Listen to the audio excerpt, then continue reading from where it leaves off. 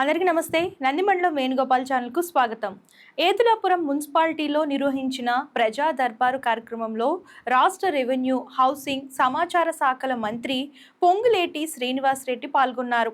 ఈ సందర్భంగా ప్రజల సమస్యలను స్వయంగా వినిపించుకుని సంబంధిత అధికారులకు వెంటనే పరిష్కార చర్యలు చేపట్టాలని ఆదేశించారు.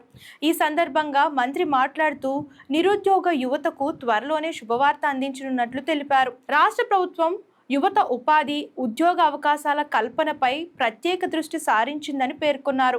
త్వరలో పలు శాఖల్లో ఉద్యోగ నియామకాలకు సంబంధించిన ప్రకటనలు వెలువడనున్నాయని, యువత అందుకు సిద్ధంగా ఉండాలని సూచించారు.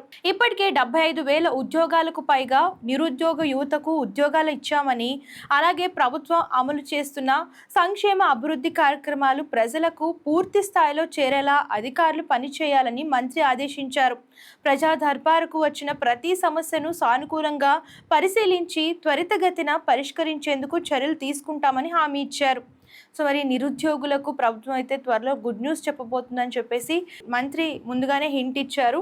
సో దీని గురించి మీకు ఏమనిపిస్తుంది? కాంగ్రెస్ ప్రభుత్వం నిరుద్యోగులకు ఎట్లాంటి ఉపాధి తీసుకురాబోతుంది? కామెంట్స్ చేసేయండి. అండ్ ఇలాంటి లేటెస్ట్ న్యూస్ కోసం ఛానల్ ఫాలో అవడం, సబ్స్క్రైబ్ చేయడం మర్చిపోకండి.